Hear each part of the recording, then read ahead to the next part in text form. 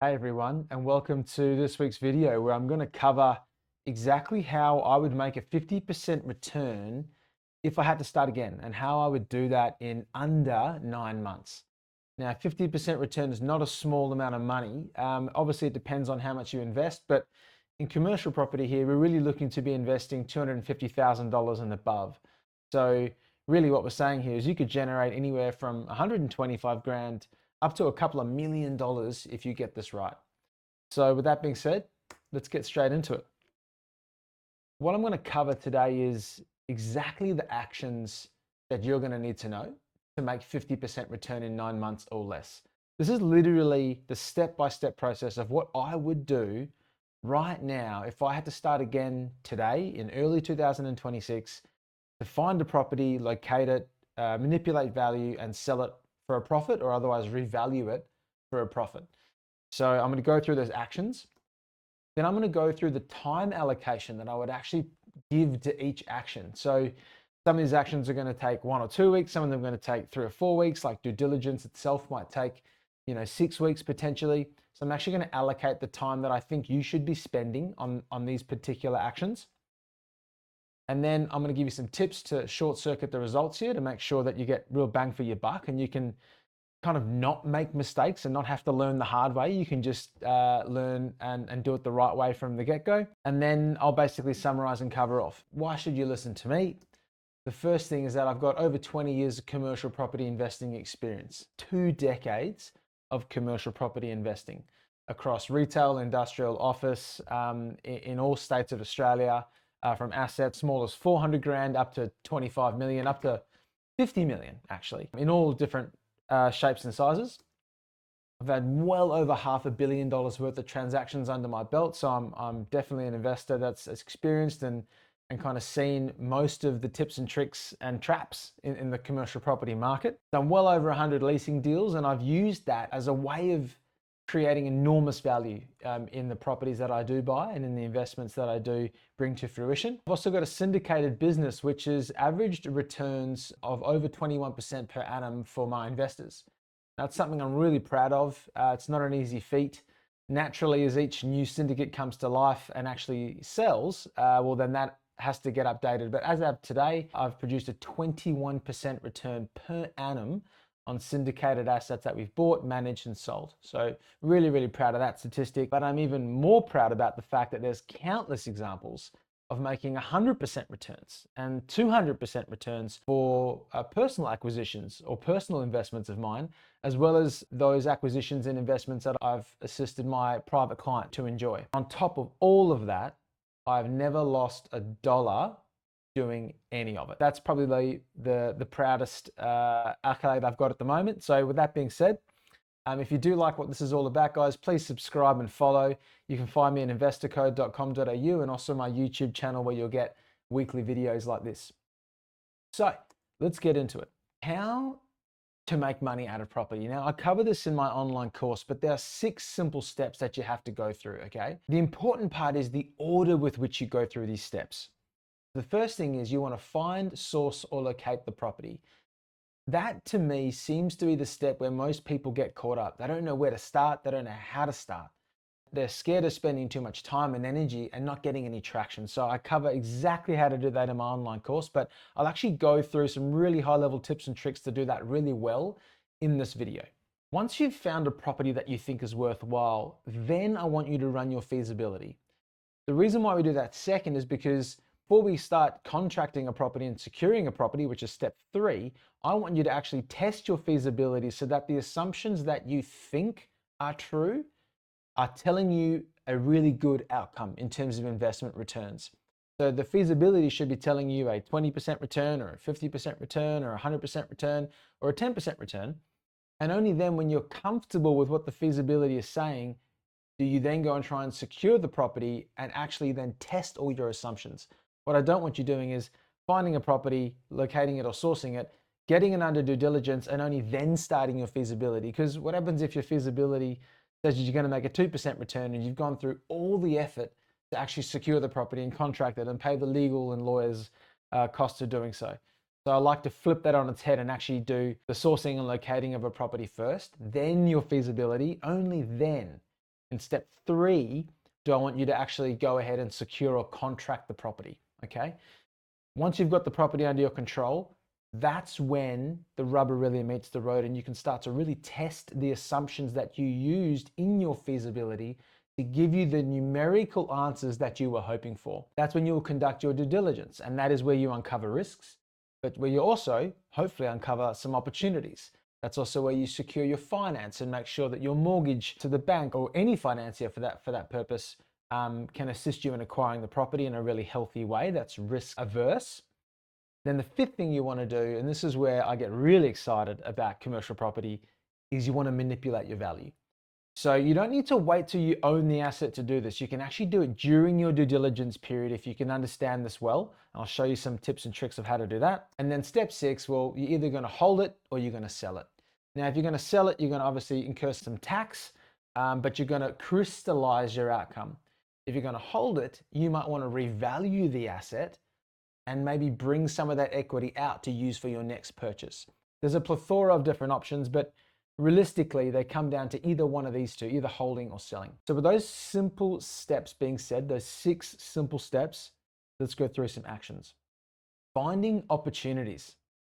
So from weeks 1 to 2, this is what I want you doing to find opportunities. I would be going out and immediately identifying how much available equity do I actually have to use to invest into commercial property.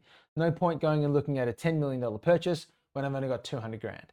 Okay, so you really want to look at your own set of circumstances and identify how much money or equity you have to use to invest into commercial property. Once you've done that, then I want you to define your mandate. And this is a really important step because if you do this well, you can leverage other people's expertise to really assist you and shorten the amount of time it's going to take you to find something suitable. So when I say define the mandate, what do I actually mean? I mean, I want you to decide where and what you want to buy.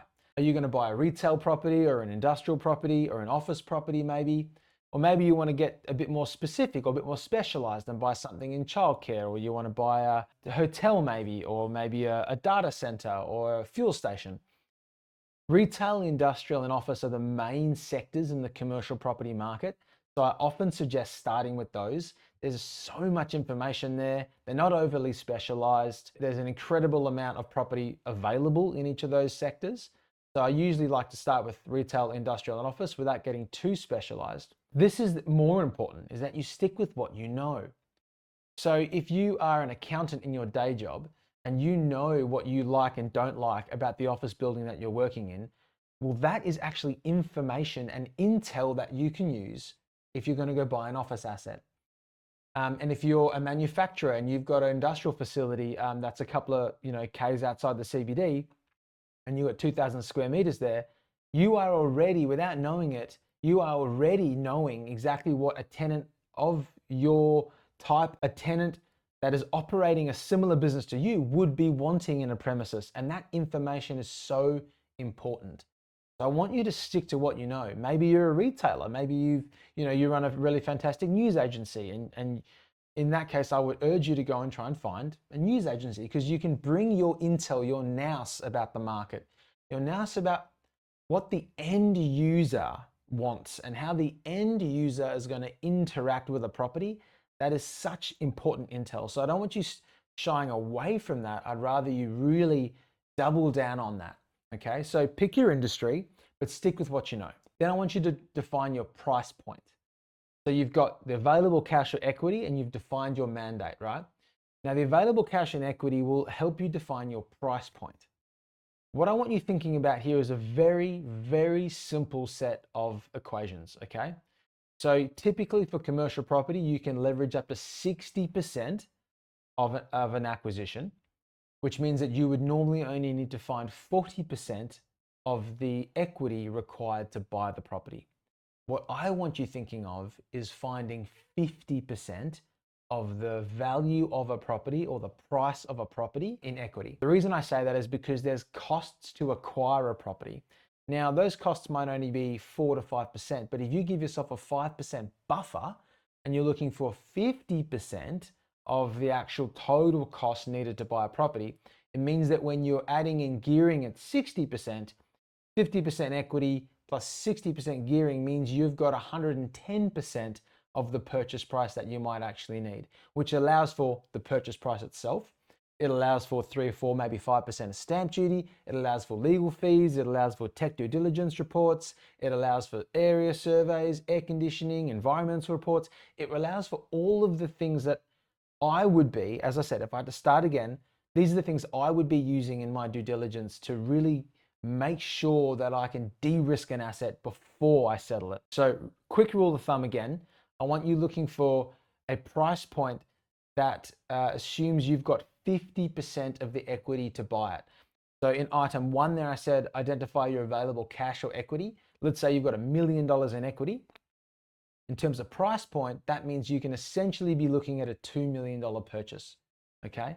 Now, quick sums, at $2 million, if you're able to get 60% finance, right, you're gonna get $1.2 million in finance, which means you're gonna need $800,000 to buy the property. But if you've got $1 million, that's giving you 200 grand for costs, which might be stamp duty, legal fees, tech due diligence, aircon reports, surveys, you name it.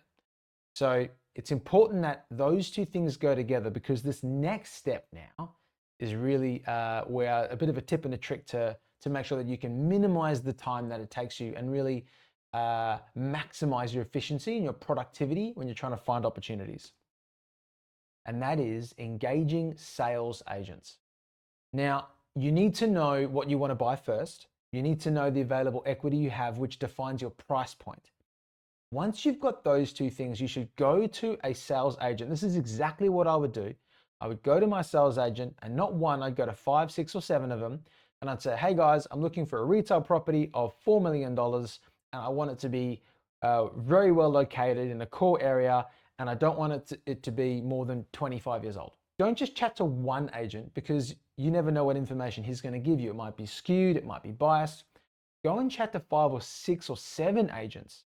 And when I say chat to them, I mean open up a genuine conversation about your enthusiasm to buy a property, your availability to buy a property swiftly, like you're not looking to buy something in 18 months time or 20 months time. You're looking to buy something now. That's music to an agent's ears. And then I want you to continue interacting with these agents throughout the rest of your property journey, because the more that you can continue to interact with them, the more they're going to realize that you are genuine, the more they're going to bring opportunities to your door instead of going to someone else's, because of that genuine nature, that authenticity, the fact that you're actually looking to buy a property.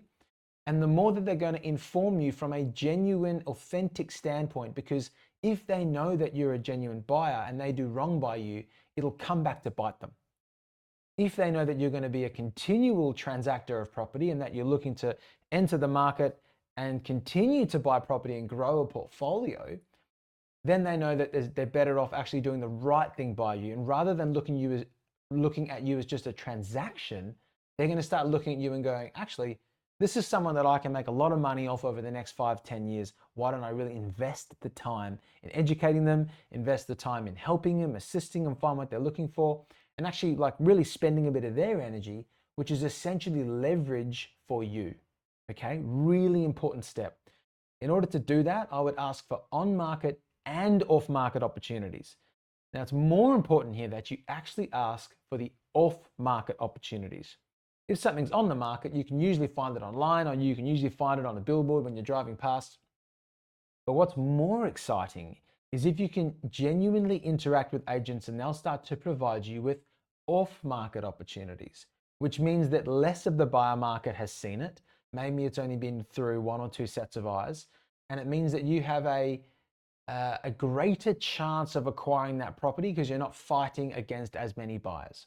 Really, really great way of making sure that you're going to get access to properties that not everyone will see. As I said already, be genuine. And a really great way of doing this is not complicated, is just responding within 48 hours. Now, good agents, when you engage them and you call them up or you email them, hey Tom, I'm looking for a $4 million retail property within 10 Ks of the CBD, and I want it to be 2,000 square meters for a large format retail use. Tom will send you 5 properties within the next 12 hours, okay? Now, if you just receive those 5 properties and do nothing, Tom is immediately going to think that you're a time waster. If you respond on every one of those and goes, Tom, I like this one, but I'm a little bit concerned with its location. I really like this one, Tom, but I'm concerned with the fact that it's already vacant. How long has it been vacant for? Tom, thank you for sending this one through. It's just a little bit too expensive for what I'm currently trying to achieve or what I'm able to achieve right now. Hey, Tom, I really like this one, but it's far too passive in nature. There's no value to be added. Literally, just like 2 sentences, a couple of quick words. It doesn't need to be, the paragraphs and paragraphs of feedback. It just needs to be enough that Tom knows that you've actually looked at it. And maybe you look at it and you quite like it. You just got questions. Hey, Tom, that one looks fantastic, mate. Can you please just tell me this, this, this, this? It's just that immediate engagement. And Tom's going to go from being, kind of not really knowing if you're genuine or not to immediately engaging you as if you are genuine if you just provide feedback within 48 hours. That is such an incredibly important step. If you do nothing but that, you will get opportunities that no one else sees purely by spending 5 or 10 minutes just replying to emails of the chosen agents that you're liaising with. Okay? Really, really important step. It's going to put you head and shoulders above almost all the other property buyers out there because a lot of them waste agents' time. Okay? The other thing I want you to do is once you start building rapport with the agents, I want you to ask the agents a good valuer recommendation that they would use to value the type of property you're looking for.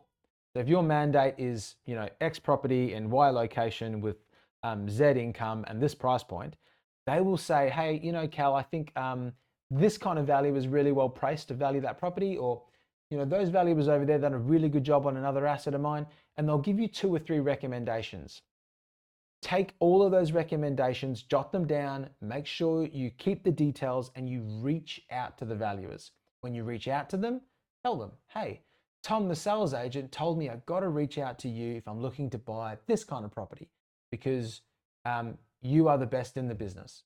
Now you're going to pump up the valuer's tires. They're going to feel amazing. And what are they going to do? They give you information. Really, really simple here, guys. The property game works on offering information until such time as a transaction is true. I'll say that again. The property game works on offering information until such time as a transaction is true. What does that mean? It means that a valuer is way more likely to get a job valuing your property if he's helped you make your decisions and if he's armed you with information and sent you the most recent market research and sent you some leasing evidence and sent you some sales evidence. He's far more likely, or she's far more likely to get the next appointment than a valuer that you've never spoken to before. So what I'm saying here is that I want you to interact with the sales agents, and then I want you to get their valuer recommendations and then engage with the valuers. Again, this will cost you nothing, but it will catapult you into a whole different echelon of property.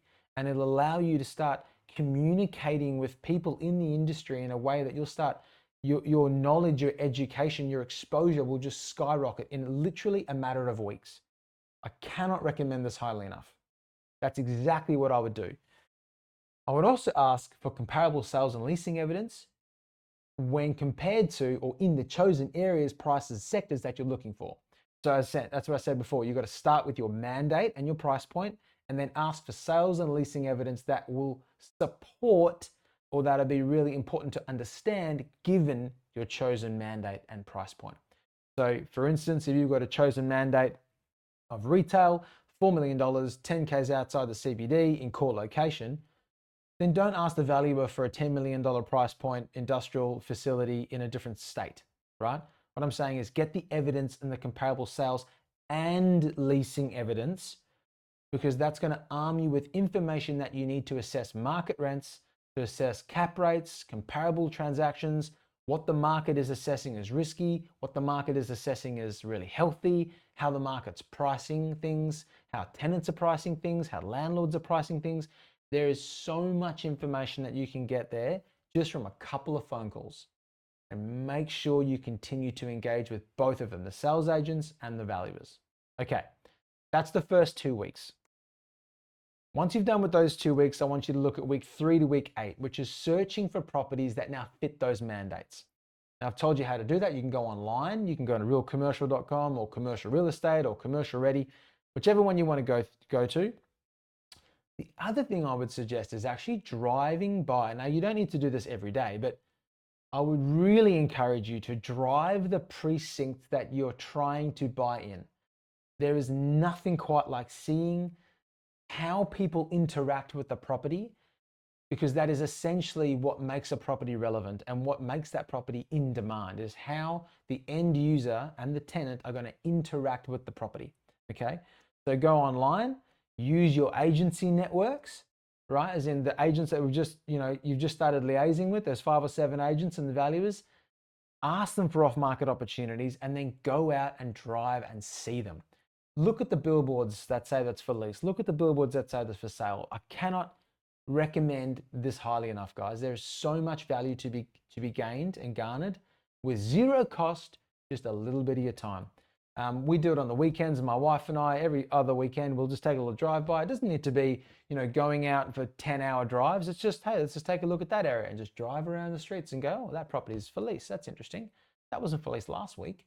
And I wonder why that one's for lease over there, but that one over there looks like it's got a sold sign on it, or it's just been leased. Why did that one lease before that one? All of that's information which you can use to really catapult your knowledge, to catapult your nous, and to arm you with the information you need to make great decisions when it comes time to actually securing a property. Consider looking for the following characteristics, okay? So now we're talking about finding opportunities. Right. I would be looking for properties with a cap rate of 7.25% to 8.5%. That's the typical buying range that I like to buy properties in. And then I like to sell properties in the range of 6 to 7%, okay? Which means there's about a 75 basis point or more compression in the yield from adding value during my ownership period, okay? So I want you buying properties with a cap rate of around about 7.25% to 8.5%. That's where I would be spending my time and energy if I were to start again, as I've said, okay?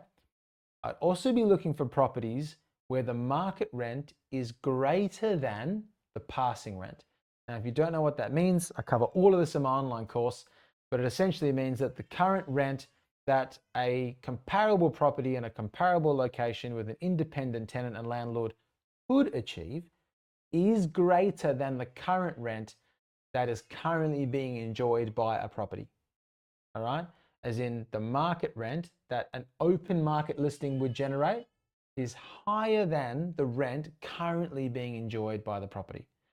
That means that there's an imbued upside and potential upside in the property itself, all right? So really fundamental characteristic of what I would be looking for. I would also look for properties with a low WALE, with a solid tenant.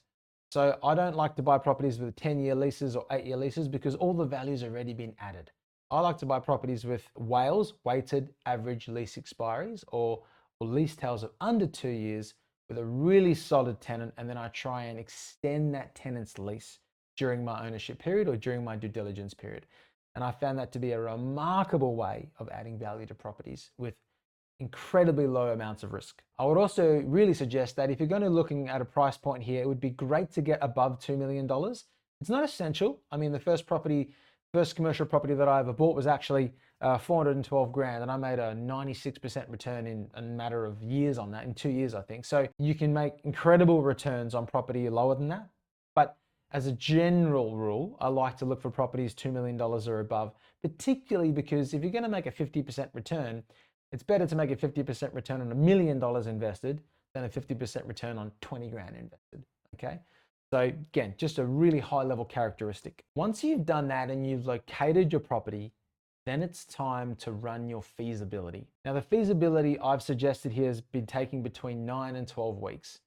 Now, it could take you 2 days, it could take you 2 hours if you get this right, but you'll probably find that if you're starting from scratch and you're going to do this, from scratch, then this might take a little bit of time to get comfortable with, and it's really good to get a model that works, and then run your feasibility again and again. And your feasibility should be covering things like you want to see a minimum 25% value uplift if you're going to be buying a property, and you can do that by increasing the rent by negotiation. You can do that by offering money to the tenant to extend their lease now. Obviously, a longer lease is usually more valuable than a shorter lease.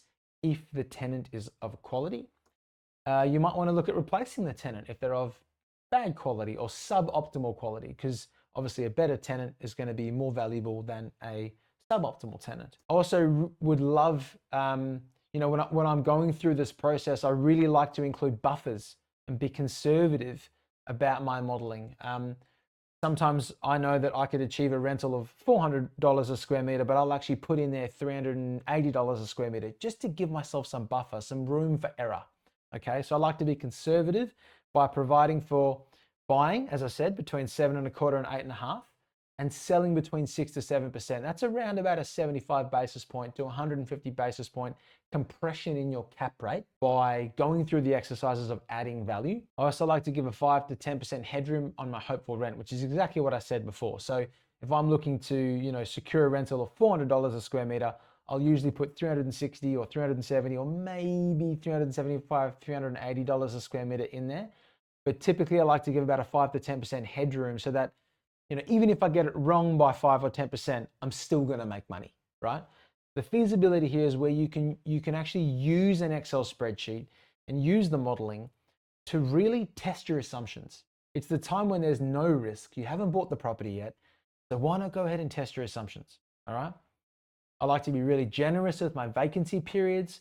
So if I'm likely to lose a tenant, I want to be really open about, I might sit there for 6 months or 12 months vacant. During those months, I'm going to be incurring land tax and I'm going to be incurring rate and maybe some strata fees. So there's going to be costs that I'm going to have to incur. So I want to be really generous with those costs. I might also need to have some letting up periods. So even if I do find the next tenant or I do find a tenant, how long is it going to take me to actually get them to secure a lease? I mean, it might take 4, 5, 6 weeks to negotiate terms. It might take another 4, 5, 6 weeks to actually negotiate the lease. It might take 6 months for a billboard to be up before I even get a tenant interested. So I want to be really, really open-minded and generous when it comes to letting up periods. I like to account for about 12 months letting up. High tenant incentives. So in particular sectors of the commercial property market, you'll have different levels of incentive. Right now in the office market, you might see incentives between 40 and 50%, whereas in the retail market, you might see incentives between 5 and 15%. Industrial, you might see incentives between 10 and 15%. So if that is a tried and tested kind of bandwidth in that sector, not only will you get a lot of that information from your valuers and your agents, but I would continue to be conservative when you take that information and put it into your feasibility. I would also provide significant CapEx allowances to improve the building to the most optimal standard. Now, the reason I like to do that is because I know that a good building of great standard will attract a tenant quicker than a suboptimal building. So I would rather spend money on improving the building than spending more money waiting for a tenant. Does that make sense? So if I'm going to spend money on a vacancy period, a generous vacancy period, as you can see there in item 3, I might assume $100,000 of vacancy downtime. Well, I'd rather spend $80,000 on significant CapEx and reduce my vacancy downtime to maybe a 20 or 30 grand. But I've spent 80 grand on improving the premises. I'd much rather spend my money there because it's going to mean I'm going to attract a tenant faster, quicker, and likely of a higher caliber. So this is the time where you can really refine things. Now, your feasibility is there to give you a numerical answer to the inputs that you put into it. So make sure that you battle test those inputs, battle test your assumptions. You can even get on the phone with the valuer and actually say, look, these are the things I'm presuming here. Do you think that this is actually worthwhile? You can say, look, there's a property I already like. I've seen it online. Or there's a property I already like. An agent's given it to me. Here's the address. It's vacant, or it's got a 2-year lease in place, or it's leased to this, or it's half vacant, whatever it might be. You can talk through that with the valuer and then actually go through these buffers and conservative provisions and say, look, I'm allowing for a 6-month vacancy period. What do you think about that? And a valuer will tell you. He'll say, look, I think you're better off at 9. And you might say, look, I think I'm presuming here from all that information you sent me, I'm going to be offering a 20% incentive. And the valuer might say, look, it's actually really quality premises. Maybe you only need to put in a 10% incentive because I know that this premises will lease before the next one.